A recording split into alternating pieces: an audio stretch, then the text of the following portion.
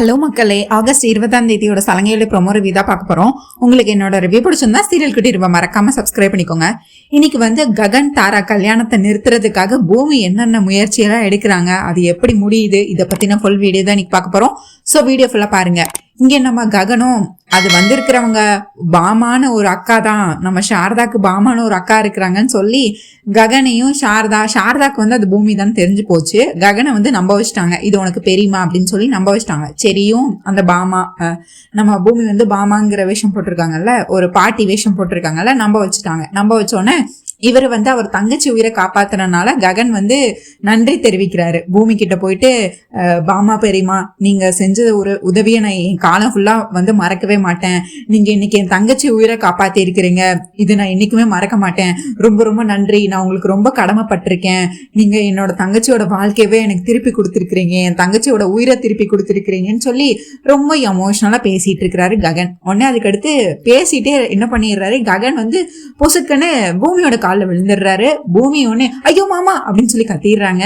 உடனே என்னது ஐயோ மாமாவா அப்படின்னு சொல்லி இவரோ ஷாக் ஆகுறாரு ககனும். அதுக்கடுத்து நம்ம பூமி வழக்கம் போல சமாளிக்கணும்ல, என்னது என்ன சொன்ன தம்பி அப்படின்னு சொல்லி அப்படியே பேச்ச மாத்திடுறாங்க. நீங்க இப்போ என்ன மாமான்னு தானே சொன்னீங்க. ஐயோ தம்பி, நான் எதுக்கு உன்னை மாமான்னு சொல்ல போறேன், என் கணவரோ எங்கேயோ இருக்காரு, இங்க நான் எதுக்கு உன்னை மாமான்னு சொல்ல போறேன், இல்ல எனக்கு பூமி கூப்பிட்ட மாதிரியே இருந்துச்சு அப்படின்னு சொல்லி ககன் சொல்ல வராரு. ஆல்ரெடி சாரதாக்கு உண்மை தெரிஞ்சிச்சு இது பூமி தான் சொல்லி அவங்க கண்ணடிச்சிருப்பாங்க. நம்ம பூமி ஒன்னு சாரதா மேக்கப் பண்ணணுங்கிறதுக்காக அங்க அவங்களும் சரியும் சேர்ந்து ககனை நம்ப வைக்கிறதுக்காக, ஐயோ அண்ணா நீ இப்பதானே பூமியை பார்த்துட்டு வந்த, அதனால உனக்கு பூமி பேசுற மாதிரியே உனக்கு தோணுது, நீ பூமியவே நினைச்சுக்கிட்டே இருந்தல்ல, அதனால இப்ப பூமியும் உங்ககிட்ட பேசுன மாதிரி தோணுது. அவங்க எப்போ உன்கிட்ட பேசினாங்க, அவங்க எப்போ உன்னை மாமான்னு கூப்பிட்டாங்க, அப்போ நீங்க என்ன மாமான்னு கூப்பிடலையே அப்படின்னு சொல்லி ககன் கேட்கிறாரு. ஐயோ தம்பி, நான் எதுக்கு உன்னை மாமான்னு கூப்பிட போறேன், நானும் உன்னை மாமான்னு கூப்பிடலையே அப்படின்னு சொல்லி அவங்களும் சமாளிக்கிறாங்க. அதுக்கடுத்து நம்ம சாரதா பூரி நீ போய் கல்யாண மேடையில உட்காரணும்ல, நீ போய் ரெடி ஆகு போ அப்படின்னு சொல்றாங்க. சரிங்கம்மான்னு சொல்லி இவங்களும் போயிடுறாங்க.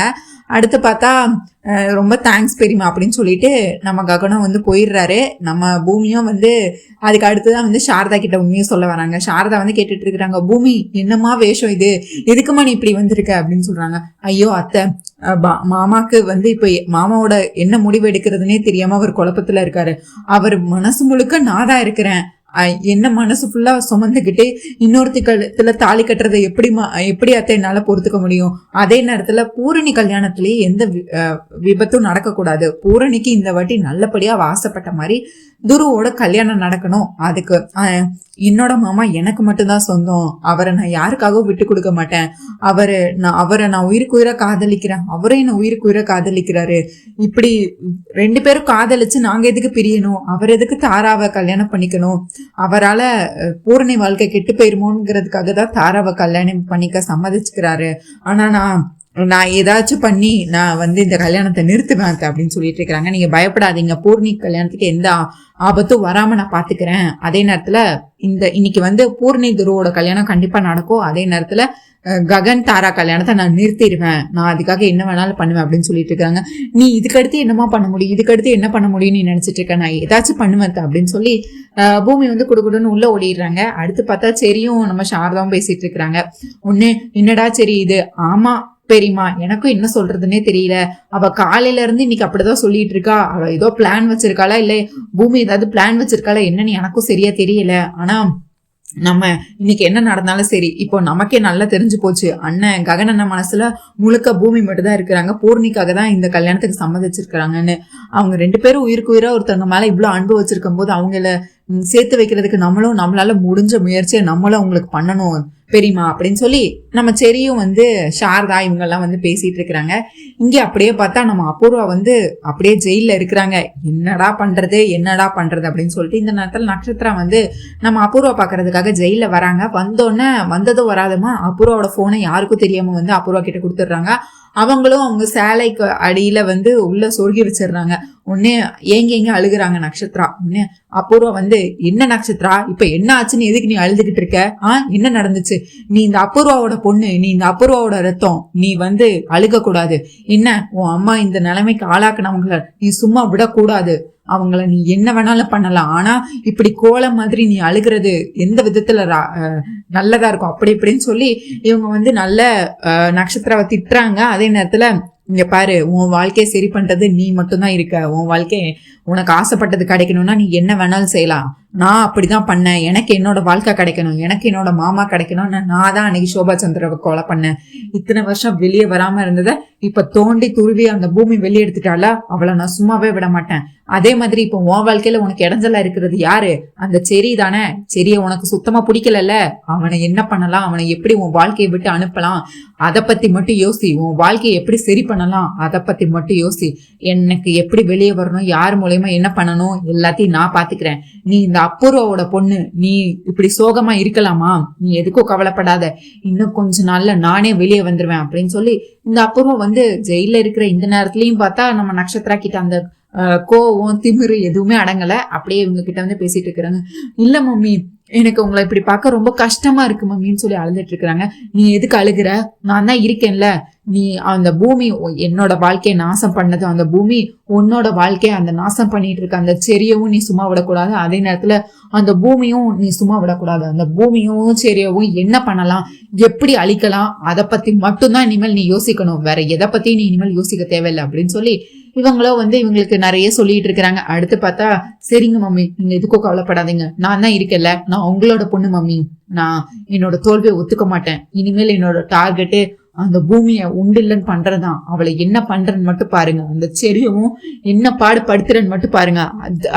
அதுதான் என்னோட பொண்ணு. That's my girl, you are my champion அப்படி அப்படின்னு சொல்லி அபூர்வாக்கு வந்து இப்போ ஒரே சந்தோஷமாயிருது. இவங்க நட்சத்திராவும் பாராட்டிட்டு இருக்கிறாங்க. நட்சத்திராவும் எங்க அழுதுட்டு, சரி மம்மி, சரி, எனக்கு என்னென்ன நடக்குதுன்னு எல்லாத்தையும் நீ எனக்கு அப்டேட் பண்ணிக்கிட்டே இரு. எனக்கு நான் என்ன பண்ணணும் நான் பாக்குறேன். அதே நேரத்துல நீ அந்த செடியை என்ன பண்ணலான்னு நீ அதை பத்தி மட்டும் யோசி. என்னை பத்தி வீணா நீ கவலைப்பட வேண்டான்னு அபூர்வா வந்து நட்சத்திராக்கு சொல்லிடுறாங்க. இவங்களும் வந்து வந்துடுறாங்க. இங்க அப்படியே பார்த்தா இவங்க முதல்ல இவங்க பாட்டி வேஷம் போட்டிருக்காங்கல்ல, நம்ம பூமி வந்துட்டு உள்ள வந்தோன்னே தாரா வந்துட்டு வராங்க. வந்தோடனே ககன் கிட்ட இருந்து பேசிட்டு இருக்கிறாங்க. ககன் வந்து உள்ள வந்தோன்னே நம்ம தாரா வந்து என்ன பண்றாங்க, ககன் எங்க போனீங்க? என்கிட்ட ஒரு வார்த்தை சொல்லிருக்கலாம்ல, நான் உங்களுக்கு காணும்னு மனமேடை ஃபுல்லா தேடிட்டே இருந்தேன். இங்க மண்டபத்துல இல்லாம எங்க போனீங்க? என்கிட்ட ஒரு வார்த்தை சொல்லிட்டு போறது இல்லையா? நீங்க எங்க திருப்பியும் அந்த பூமியை பக்கத்தான் ஓடி போயிட்டீங்களோன்னு நினைச்சிட்டேன். இங்க என்ன சுத்தி இருக்கிறவங்க எல்லாரும் இந்த கல்யாணம் நடக்காது, அந்த ககன் உன்னை விட்டு ஓடி போயிட்டான், அவன் பூமி கூடயே சேர்ந்து போயிட்டான், அவன் இனிமேல் உன் வாழ்க்கையில வாழ போறது இல்ல, மணமேடை வரைக்கும் வந்து உன் கல்யாணம் நின்னு போச்சு வச்சதுன்னு சொல்லி எல்லாரும் என்ன சுத்தி பேசுறப்ப எனக்கு எவ்வளவு கஷ்டமா இருந்துச்சு. நான் உங்களை எவ்வளவு உயிர்க்குயிரா காதலிக்கிறேன்னு உங்களுக்கு தெரியாதா? எங்க போனீங்க நீங்க? என்கிட்ட சொல்லாம எதுக்கு நீங்க மண்டபத்தை விட்டு முதல்ல வெளியே போனீங்க அப்படின்னு சொல்லி இந்த தாரோ வந்து ககன் கிட்ட வந்து இந்த மாதிரி கேள்வியா கேட்டு சாகடிச்சிட்டு இருக்கிறாங்க. அது ஒண்ணும் இல்ல, அது வந்து அம்மாவை கூப்பிட போனேன் அப்படின்னு சொல்ல வராங்க. அதுக்குள்ளேயே வந்து இதுக்கு முன்னாடி என்ன நடந்திருக்கும்னா, தாரா வந்து இப்படி தாராக்கு முன்னாடி எல்லாரும் வந்து பேசிட்டே இருப்பாங்க, இந்த கல்யாணம் என்ன நடக்குமா என்ன, மாப்பிள்ளையவே காணும், மாப்பிள்ளை எங்க போனாருன்னு தெரியல, ஐயோ அப்படின்னு சொல்லி பேசிட்டு இருப்பாங்க. இதெல்லாம் வந்து நம்ம தாரா காதுல விழுந்திருக்கும். அதனாலதான் வந்து நம்ம ககன் கிட்ட வந்து ஏட்டிக்கு போட்டு சண்டை போட்டுட்டு இருப்பாங்க. அதுக்கு அடுத்து இங்க பாருங்க ககன்னு சொல்லி ககனை கட்டி பிடிச்சிருவாங்க. கட்டி பிடிச்சு, நீங்க இல்லைன்னா நான் என்னோட வாழ்க்கையே இல்ல ககன், நீங்க என் கழுத்துல தாலி கட்டுற வரை எனக்கு பயமாவே இருக்கு, உங்களே நினைச்சு நீங்க தான் என் உலகம், நான் வாழ்ந்துகிட்டு இருக்கேன், நீங்க என்னை ஏமாத்திராதீங்க, அந்த பூமிக்கு நல்லது பண்ண போறேன்னு சொல்லி எனக்கு நீங்க துரோகத்தை பண்ணிடாதீங்க, எனக்கு நீங்க வேணும் ககன், நான் உங்களை மனப்பூர்வமா கல்யாணம் பண்ணிக்கணும் ககன் அப்படி இப்படின்னு சொல்லி இவங்களும் பேசிட்டு இருக்கிறாங்க. ககனும் ஏற எடுத்து கூட பாக்கல நம்ம தாராவை. அவர் வந்து என்ன பேசுறது எதுவுமே தெரியல. உடனே இத பாத்துட்டு இருந்த பூமி ஓடி வந்து ஏன்னு சொல்லி பிரிச்சு விட்டுறாங்க தாராவையும் ககனையும். உடனே ஏய் நீ யாரு அப்படின்னு சொல்லி, என்ன நீ இன்னும் உனக்கு கல்யாணமே ஆகல, அதுக்குள்ள வந்து கட்டி பிடிச்சிட்டு நிக்கிற, இப்படி அதுவும் கல்யாண மண்டபத்துல இப்படி சுத்தி ஆட்களா இருக்கிறாங்க, இந்த நேரத்துல போய் மாப்பிள்ளைய கட்டி பிடிச்சிட்டு இருக்கிற, இதெல்லாம் எந்த ஊர் வழக்கம், உனக்கு சாஸ்திர சம்பிரதாயம் எல்லாம் தெரியாதா? ஏய் முதல்ல நீ யாரு? அவர் எனக்கு என்னோட மனுஷன், எனக்கு கணவராக போறவரு, நான் அவர் கட்டி பிடிப்பா என்ன வேணா பண்ணுவான், அதை கேக்குறதுக்கு நீ யாரு? ஐயோ இது என்ன கலிகாலமா? இந்த காலத்துல எல்லாம் இப்படித்தானா? நீங்களே ஆசைப்பட்டு ஏதோ கல்யாணம் பண்ணிக்கிட்டீங்கன்னு கல்யாண ஏற்பாடெல்லாம் பண்ணிருக்கீங்கன்னு நினைச்சா இப்படி கல்யாண மேடையில வச்சு இப்படி எல்லாமா பண்ணிட்டு இருப்பீங்க அப்படின்னு சொல்லி நம்ம பூமியும் வந்து அந்த தாராவை மண்டையில நங்கு 4-5 வாட்டி பேசிட்டு இருக்கே அடிச்சிடுறாங்க. உடனே ஏய் நீ வாயால பேச மாட்டியா, என்ன தைரியம் தான் என்ன நீ அடிச்சுட்டே இருக்கிற அப்படின்னு சொல்லி இவங்களும் கேட்டுட்டே இருக்கிறாங்க. இங்க பாரமோ, நான் பெரியவ, நீ முதல்ல யாரு, உன்னை யாரு உள்ள விட்டா, நீ முதல்ல யாரு அப்படின்னோன்னு நம்ம ககன் அது என்னோட பெரியமா அப்படின்னு சொல்றாங்க. பத்மா அப்படின்னு சொல்லிட்டு இருக்கிறாங்க. உடனே என்ன இது பெரியமாவா, என்ன சொல்லிட்டு இருக்கீங்க அப்படின்னு சொல்லி அவங்க எதுக்கு என்ன தலையில அடிச்சுட்டே இருக்கிறாங்க. இங்க பாருமா, எனக்கு தலையில அடிக்காமலாம் பேச வராது, நான் அப்படித்தான் அப்படின்னு சொல்லி திரும்பியும் வந்து நல்லா அடிச்சுட்டே இருக்காங்க. நான் அடிக்கிறதுனால நீ என்ன இப்ப குறைஞ்சா போக போற அப்படின்னு சொல்லிட்டு இவங்க நல்லா அடிச்சுக்கிட்டே இருக்காங்க. தாராவை போட்டு டம்முன்னு மண்டையில லைட்டா அடிச்சு பேசிக்கிட்டே இருக்கிறாங்க. இது பார்க்கும்போது சாரதாக்கு ரொம்ப சந்தோஷமா இருக்கு. சரிக்கு அதை விட சந்தோஷமா இருக்கு. 2 பேரும் குசுன்னு சிரிச்சிட்டு இருக்கிறாங்க. சாரதாவும் சரியும். இங்க ககனுக்கு வந்து இன்னொரு பூமின்னு தெரியாதுல்ல, அவரும் வந்து சோகமா இருந்துட்டே இருக்கிறாரு. அவரே வாழ்க்கையே போச்சு, பறி கொடுத்துட்டேன், அவ்வளவுதான், இனிமேல் ஒண்ணுமே பண்ண முடியாது, எதுவுமே மாற்ற முடியாது அப்படின்னு சொல்லி அவர் வாழ்க்கையை வெறுத்துட்டு நின்றுட்டு இருக்கிறாரு. உடனே இங்க பார்த்தா துரு வராரு. வந்தோடனே அண்ணா இங்க பாரு, நான் இவன் அடிச்சுட்டே இருக்கா அப்படின்னு சொல்லி சின்ன பிள்ளைங்க மாதிரி கம்ப்ளைண்ட் பண்ணிட்டு இருக்காங்க. சரி என்னாச்சு ககன் அப்படின்னு சொல்லி கேக்குறாரு துரு வந்து.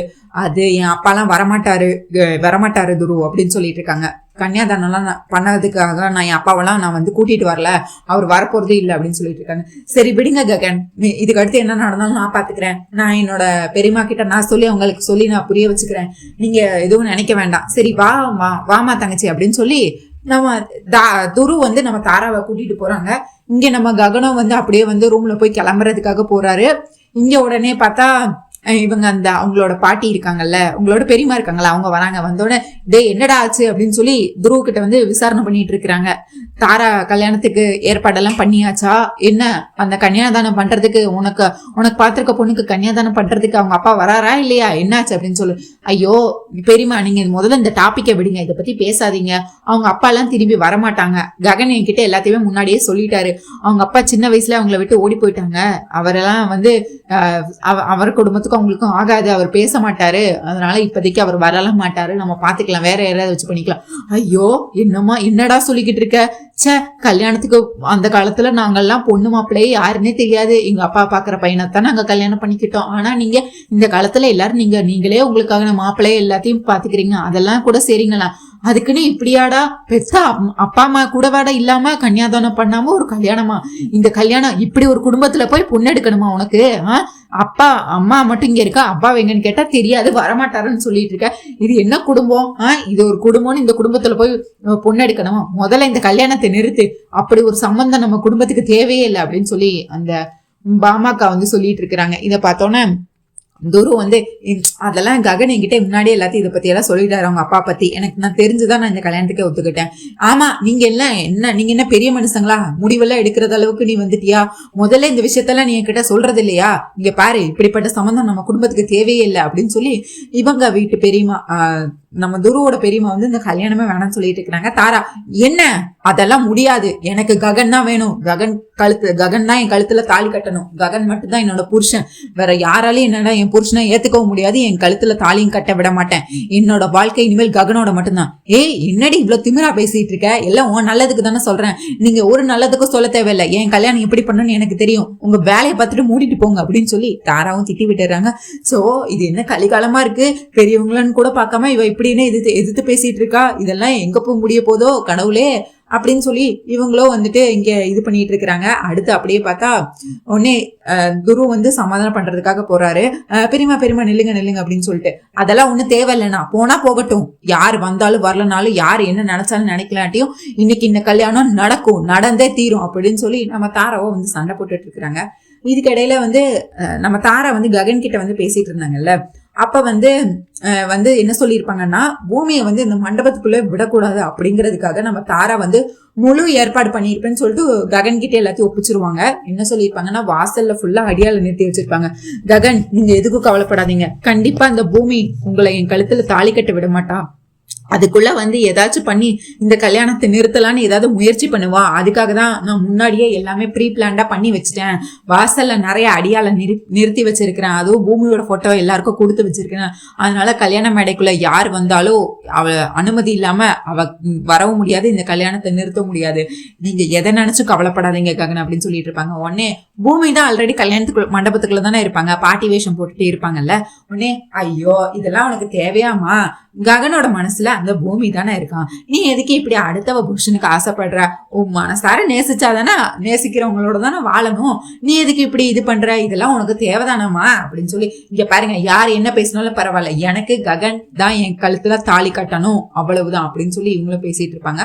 அடுத்து இவங்க அந்த அடியால பாக்குறதுக்காண்டி நம்ம பூமியை போயிருவாங்க. ஓ நீதான் அந்த அடியாளா, ஆமா நாங்க தான் அப்படின்னு சொல்லிட்டு மண்டபத்தை ஃபுல்லா சுத்தி ஆளை நிப்பாட்டி வச்சிருப்பாங்க. நம்ம தாரா பூமி எக்காரணத்தை கொண்டும் கல்யாண மண்டபத்துக்குள்ள வரக்கூடாது அப்படின்னு சொல்லிட்டு, ஆனா பூமியே உள்ளதான் இருப்பாங்க. உடனே பூமி அசால்ட்டா போய் அவங்க கிட்டே போய் அந்த அடியாள் கிட்டே போய் பேசிட்டு இருப்பாங்க.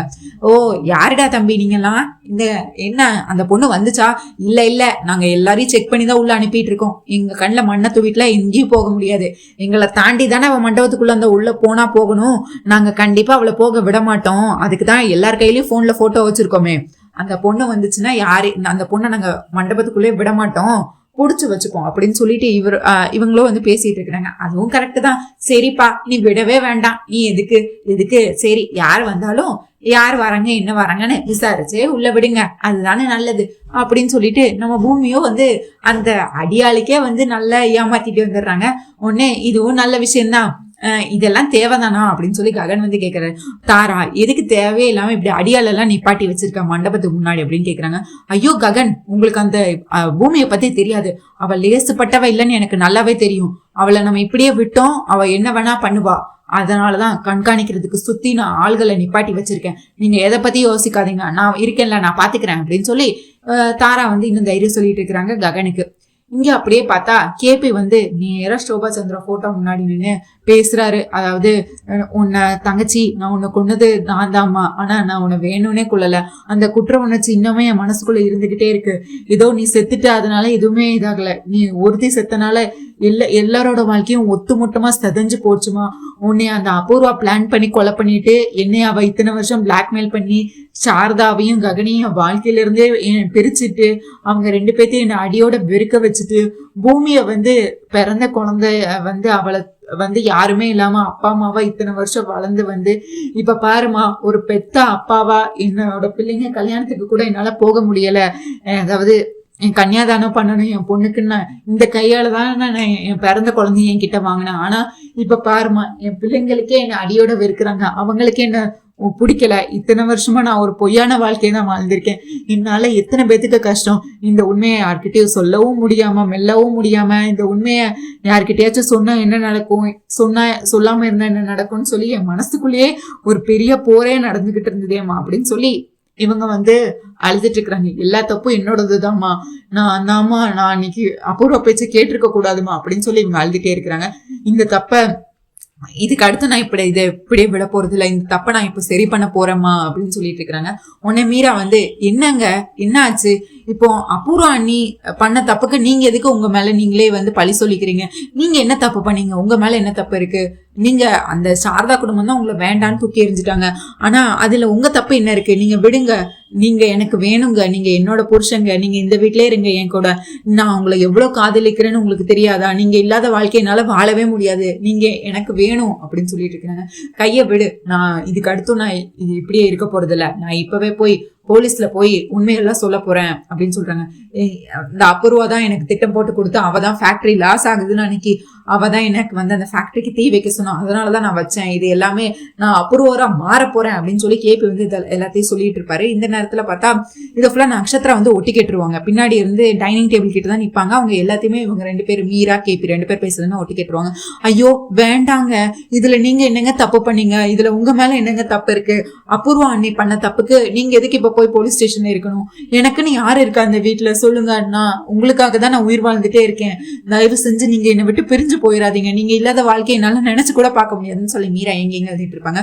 இல்ல நான் அபூர்வரா மாறதான் போறேன், அதுக்கு முன்னாடி நான் முதல்ல போய் என் பொண்ணுக்கு என் பொண்ணோட கல்யாணத்துல நான் வந்து அப்பாவா நான் எல்லா சாங்கியமும் நான் பண்ணணும், அவளுக்கு சடங்கும் நான் பண்ணணும், கன்னியாதானம் இந்த கையால நான் பண்ணணும்னு நினைக்கிறேன். அது முடிஞ்சா பண்ணுவேன். அப்படி இல்லைன்னா தூரத்துல இருந்தே என்னோட பொண்ணு கல்யாணத்தை தூரத்துல இருந்தே பார்த்து ஆசீர்வாதம் பண்ணிட்டு அதே கையோட போய் நான் போலீஸ் கிட்ட போய் சரணடைஞ்சு எல்லா உண்மையும் நான் சொல்லி நான் அந்த அபூர்வதான் இது எல்லாத்துக்கும் காரணம்னு சொல்லி நான் அபூர்வரா மாற போறேன். இதுக்கான தண்டனை எனக்கு கிடைச்சே ஆகணும். இத்தனை வருஷம் நான் ஒரு பொய்யான வாழ்க்கையை வாழ்ந்து எனக்கு என்னால என் மனசை என்னாலே வந்து மன்னிக்க முடியல. இதுக்கு அடுத்து நான் இதை இப்படியே விட போறது இல்ல. அதனால போய் நான் போலீஸ்ல சொல்ல போறேன்னு சொல்லி கேட்பு வந்து இந்த மாதிரி ஒரு பெரிய முடிவு எடுக்கிறாரு. இது எல்லாமே நட்சத்திரம் வந்து ஒட்டி கேட்டுறாங்க. ஒட்டி கேட்டுட்டு அப்படியே போய் அபூர்வா கிட்ட வந்து வத்தி வைக்கிறாங்க. அபூர்வா கிட்ட போன் பண்ணி அம்மா போன் எடுங்கன்னு சொல்லிட்டு இருக்காங்க. சொல்லு நட்சத்திரம் என்னாச்சு?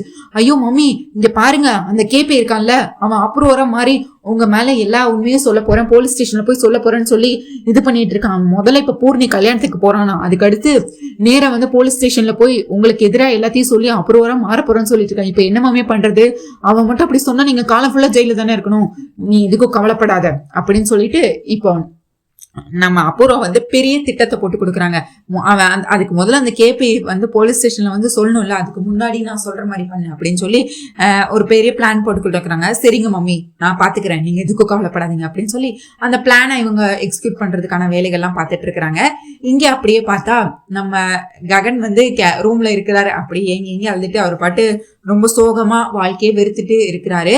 நம்ம பூமி வந்து வராங்க, அவங்க பாட்டி விஷயம் தானே போட்டிருக்காங்க, அதுல வராங்க. என்னப்பா இன்னைக்கு உனக்கு கல்யாணம், என்ன நீ முகத்துல கொஞ்சம் கூட கலையே இல்ல, கொஞ்சம் கூட சந்தோஷமே இல்ல, உனக்கு தானே கல்யாணம், நீ ஆசைப்பட்டு தானே இந்த கல்யாணத்தை பண்ணிக்கிற, அப்புறம் எதுக்கு உன் மூஞ்சியில கொஞ்சம் கூட சந்தோஷமே இல்ல அப்படின்னு சொல்லி, வாங்க பெரியமா என்ன நீங்க என்ன மாப்பிள்ளையா ரெடி பண்ண வந்தீங்களா? ஆமா உங்க அம்மா தான் அனுப்புனா உன்னை ரெடி பண்றதுக்கு அப்படின்னு சொல்லிட்டு இவங்க முதல்ல அந்த பொட்டு எடுத்து வைக்கிறாங்க ககனுக்கு. அடுத்து மச்சம் கணத்துல வைப்பாங்கல்ல அதை வைக்கிறாங்க. அடுத்து இவங்க பூமி மனசுல வந்து அவங்க மனசுலயுமே வந்து பெரிய ஒரு போர்க்களமே நடந்துட்டு இருக்கு. கடவுளே என்னது இது, இந்த மாதிரி ஒரு சூழ்நிலை வேற எந்த பொண்ணுக்குமே வரக்கூடாது, எதுக்கு எனக்கு இப்படி ஒரு தண்டனையை கொடுத்துருக்க, என்னோட புருஷனுக்கு நானே இப்போ மாப்பிள்ளையா ரெடி பண்ணி மனக்கோலத்துக்கு அனுப்புறதா, இப்படி ஒரு வாழ்க்கையை யாருக்குமே கொடுக்க கூடாது கடவுளை, இந்த ஜென்மத்துல இப்படி ஒரு வேதனை எந்த பொண்ணுக்கும் வரவே கூடாது அப்படின்னு சொல்லிட்டு மனசை ரொம்பவே தடமாக்கிட்டு தான் வந்து நம்ம ககனை வந்து இவங்க ரெடி பண்ணிட்டு இருக்கிறாங்க. இங்க வந்து ககன் கிட்ட பேச்சு கொடுத்துக்கிட்டே இவங்க வந்து இந்த மாதிரி பேசிட்டு ரெடி பண்ணிட்டு இருக்காங்க. இன்னொரு பக்கம் அப்படியே பார்த்தா நம்ம பூர்ணி வந்து தாரா கிட்ட போய் பேசிட்டு இருக்கிறாங்க. உடனே அண்ணி அப்படின்னு சொல்றாங்க. வா பூர்ணி என்னாச்சு? இல்ல அண்ணி கல்யாணத்துக்கு முன்னாடியே உங்களை அண்ணின்னு கூப்பிடுறேன், உங்களுக்கு எதுவும் கோவம் எல்லாம் இல்லைல்ல அப்படின்னு சொல்லி. இப்ப எனக்கு எந்த கோவம் இல்லை, உன் அண்ணன் தான் இப்ப வந்துட்டாங்கல்ல, ஆனாலும் அண்ணி நாம அந்த பூமியை ரொம்ப லேசா எடை போடக்கூடாது அண்ணி, அவ கண்டிப்பா இந்த கல்யாணத்தை நிறுத்துறதுக்கு ஏதாச்சும் அந்த பூமி பிளான் பண்ணுவா, அதுக்கு நம்ம இடமே விடக்கூடாது. எனக்கு வேற இன்னைக்கு இந்த கல்யாணம் நடக்குமோ நடக்காதோன்னு சொல்லி ஒரே பதட்டமா இருக்கு தாரா, என்ன பண்றதுன்னே எனக்கு தெரியல தாரா, எனக்கு ரொம்ப பயமா இருக்கு, அந்த பூமி ஏதாச்சும் வந்து இந்த வாட்டியும் கல்யாணத்தை நிறுத்திடுவாங்க, எனக்கு பயமா இருக்கு அப்படின்னு சொல்லிட்டு இருக்காங்க. உன்னை தாரா அதுக்கெல்லாம் வாய்ப்பே இல்ல, நீ எதுக்கும் கவலைப்படாத, எப்படியோ உன் அண்ணன் இப்ப மண்டபத்துக்கு வந்துட்டாங்கல்ல, இன்னும் கொஞ்ச நேரத்துல நம்ம 2 பேத்துக்கும் ஒரே மேடையில கல்யாணம் நடக்க போகுது அப்படின்னு சொல்லிட்டு இருக்கிறாங்க. அதுக்கடுத்து நம்ம பூர்ணியும் இங்க பாரு தாரா, நீ உனக்கு எப்படின்னு எனக்கு தெரியல, இங்க பாரு சின்ன வயசுல இருந்தே நானா தான் என் அண்ணனுக்கு உலகம், எனக்காக எல்லா கஷ்டத்தையும் பட்டிருக்காரு, எனக்கு நான் கேட்டு இது வரைக்கும் எதுவுமே இல்லைன்னு என் அண்ணன் சொன்னதே கிடையாது, இப்ப கூட உன்னை கல்யாணம் பண்ணிக்கிறதுக்கு காரணம் நான் தான், என் வாழ்க்கை நல்லா இருக்கணும், நான் துருவ காதலிச்சேங்கிறதுக்காக தான் வந்து இப்போ உன்னைய அவரு கல்யாணம் பண்ணிக்கவே சம்மதிச்சிருக்கிறாரு. ஆனா இன்னுமே என் அண்ணன் மனசுல அந்த பூமி தான் இருக்கிறா, எனக்கு அதுதான் பயமா இருக்கு தாரா அப்படின்னு சொல்லிட்டு இருக்கிறாங்க.